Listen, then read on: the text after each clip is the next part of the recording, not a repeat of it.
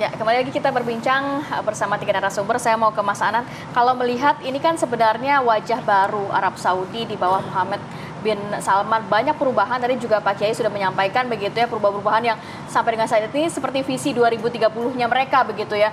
Apakah ini sebenarnya kalau Mas Anan melihat memang karena kepemimpinan Muhammad bin Salman sehingga adanya mungkin Riyadh Season yang kurang lebih kita melihatnya sama kayak pesta Halloween begitu ya. Kemudian di dalam kebijakannya wanita lebih dibebaskan, boleh nonton bioskop, boleh pakai bikini, boleh banyak hal yang akhirnya diperbolehkan saat ini, Mas Anan. Ya, memang sejak MBS atau Muhammad bin Salman menjadi putra mahkota banyak perubahan luar biasa di Arab Saudi. Salah satu yang ditentukan adalah pada waktu itu mereka menentukan yang disebut dengan visi 2030.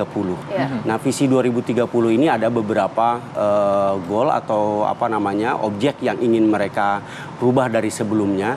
Tapi intinya mereka adalah ingin merubah wajah Arab Saudi yang konservatif menjadi wajah Arab Saudi yang moderat, terbuka, dinamis, baik di bidang sosial, di bidang ekonomi gitu ya. Ada perubahan yang sangat luar biasa, keterbukaan terhadap masalah perempuan, partisipasi perempuan di dalam di dalam bidang pekerjaan juga meningkat lumayan tajam ya. Sebelumnya hanya beberapa sekitar 20%, tapi sekarang sudah di 2022 ini partisipasi perempuan di bidang pekerjaan itu sudah lebih di 80 segmen pekerjaan, bidang pekerjaan, dan meningkat sampai 36% lebih.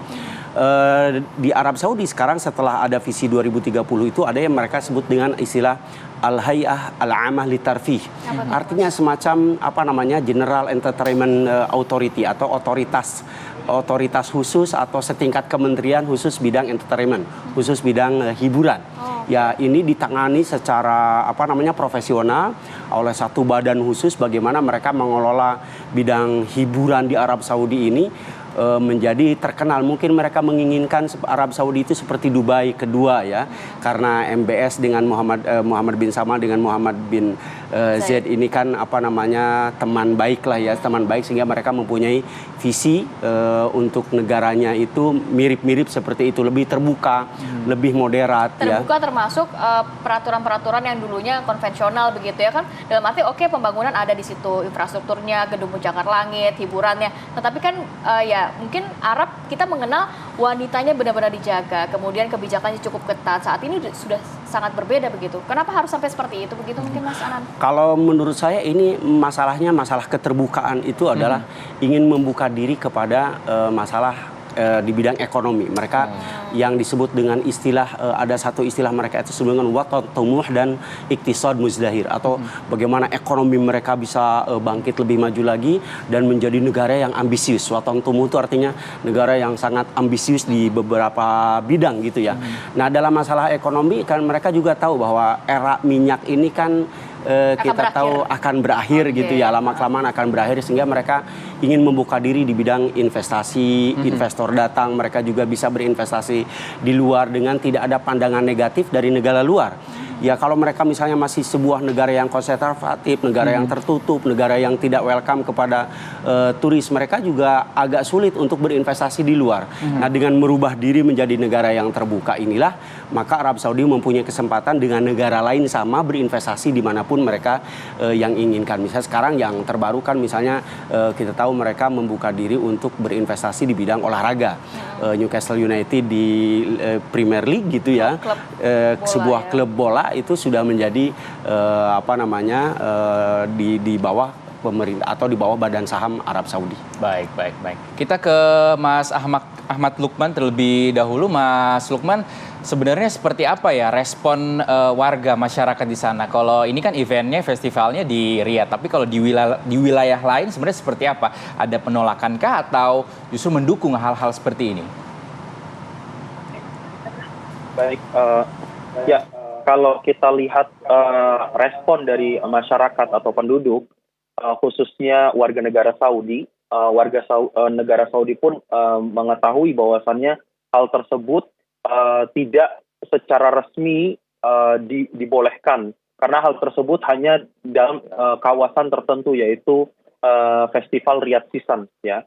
Oleh karena itu memang di sana ada pro dan kontra khususnya apalagi Saudi yang dikenal dengan yang menjaga agama dan lain-lain, sekarang terjadi tahawulat ijtimaiyah atau transformasi sosial yang membolehkan festival dan lain-lain ya.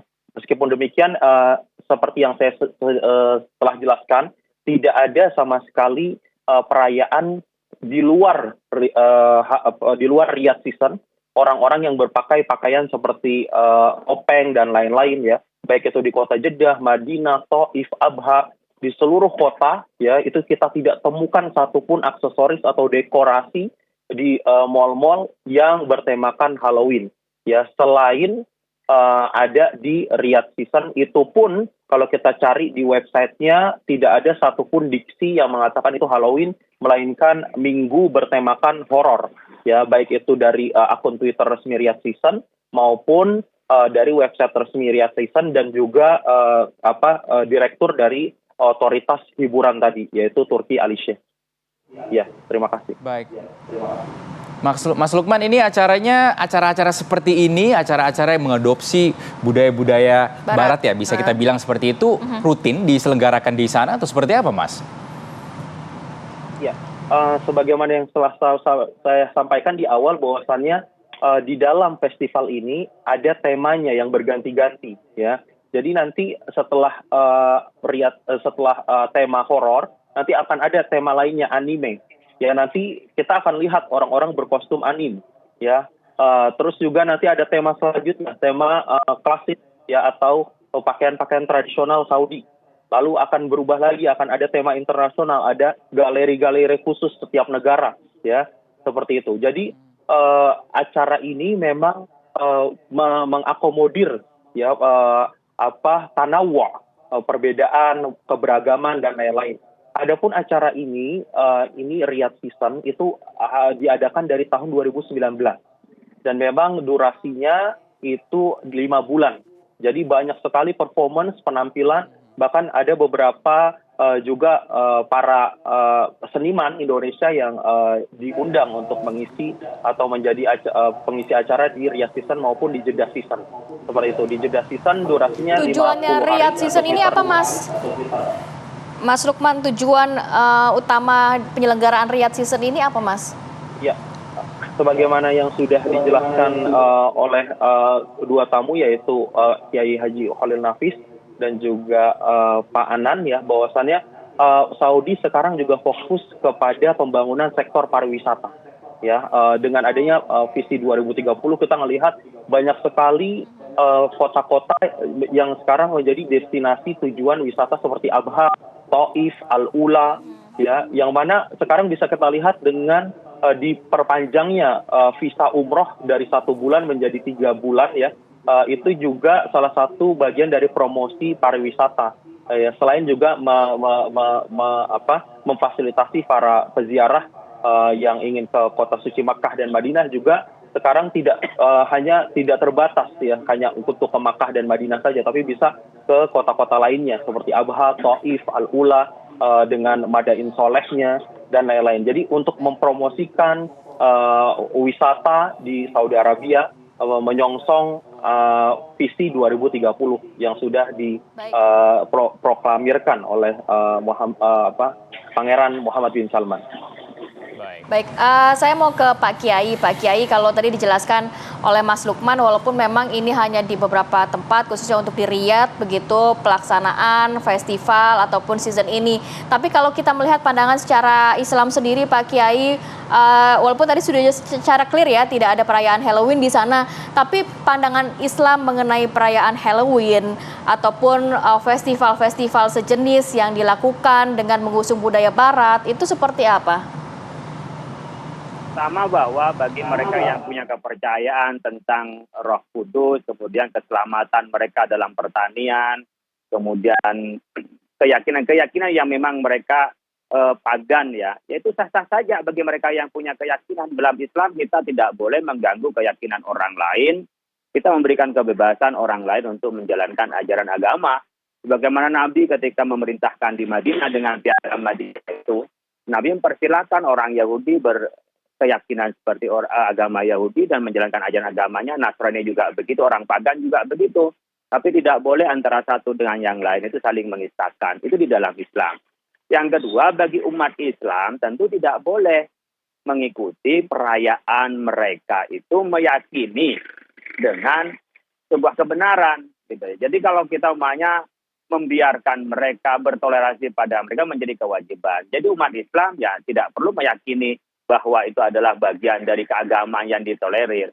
Tapi kalau itu dipahami sebagai festival di dalam Islam, ini adalah festival umpamanya pakaian. Kita mencorakkan pakaian dengan pakaian tertentu di Islam jadi diperbolehkan. Saya pernah diundang juga pada tahun 2018 itu acara Janadriyah ya, itu pekan budaya di Arab Saudi. Bahkan ketika kemarin Ayyamut Ta'sis juga kita diberikan beberapa pola pakaian yang ada pada tradisi Arab kuno, juga yang modern, dan juga kita juga melihat ada beberapa pakaian-pakaian tradisional dipamerkan. Dalam fakta seperti itu di dalam Islam diperbolehkan. Tentu ada batas. Di sana harus tutup aurat, itu ada di dalam Islam. Tapi untuk refleksi terhadap kebudayaan, dimaknai sebagai budaya itu boleh-boleh saja. Tapi kalau dimaknai pakaian sebagai keyakinan, dari persembahan, dari agama tertentu, tentu orang Islam tidak boleh mengikutinya ketika itu disematkan sebagai sebuah keyakinan agama. Oleh karena itu, kalau dalam konteks umpamanya festival di Arab Saudi, seperti di Riyadh, mungkin beda kan Makkah dan Madinah memang dipelihara. Tidak boleh dicampur-campur memang dengan keagamaan yang lain. Itu memang dijaga kesuciannya. Tapi seperti halnya di Riyadh, itu ya sah-sah saja berpandangan Islam. Bagaimana kita mentoleransi kepada agama lain, lalu yang lain juga bisa mengekspresikan suatu agamanya. Kalau di situ tadi adalah festival budaya, kemudian dia mengekspresikan budayanya, saya ngelihat adalah laki-laki, dan yang itu memformalkan adalah laki-laki sebagai budaya di tempat itu, atau sebagai hiburan, ya dalam Islam sah-sah saja, tidak dilarang. Sebatas itu adalah ekspresi budaya, ekspresi dari sebuah kesenian. Baik. Saya mau ke Pak Anan. Pak Anan, dengan visi 2030 Arab Saudi, adakah kekhawatiran yang memang diterima oleh negara-negara Barat? Lalu bagaimana dengan negara-negara Islam? Ya, saya kira kita harus melihatnya secara terbalik ya. Kita seolah-olah ingin mengharapkan Arab Saudi tetap menjadi negara konservatif, tidak ada perubahan apa-apa. Kalau menurut saya harus sebaliknya.